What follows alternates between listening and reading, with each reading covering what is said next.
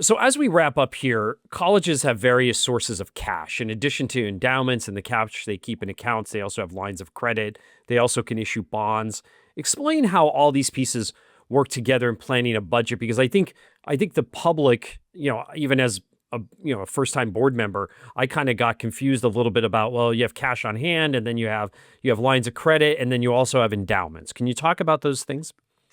Yeah, I think that is a very common confusion, Jeff, and it leads to issues in the dialogue, right? So, in my mind, um, it's kind of you can think about it like at your kitchen table, quite frankly. If I'm sitting at the kitchen table with my partner and we're looking at what we earn, in our salary for the year and what we spend, and if we are spending more than we make, what's happening? Well, if we have a savings account, we're taking money out of the savings account, right? You can think of that as your reserves or maybe like your endowment.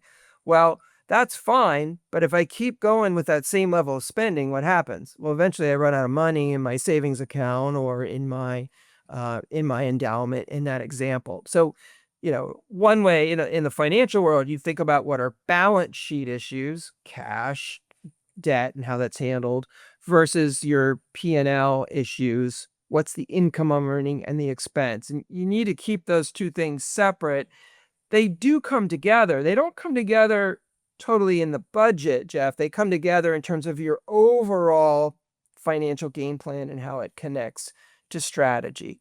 So, in the current environment, I go back to this earned revenue idea. That's the P&L, right? What do I earn? What do I spend?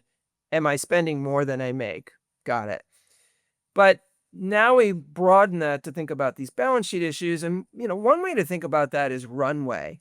So, Hmm. when we bring all resources to bear, how much runway do we have to go do the things we want to do so that we can be sustainable in the long term?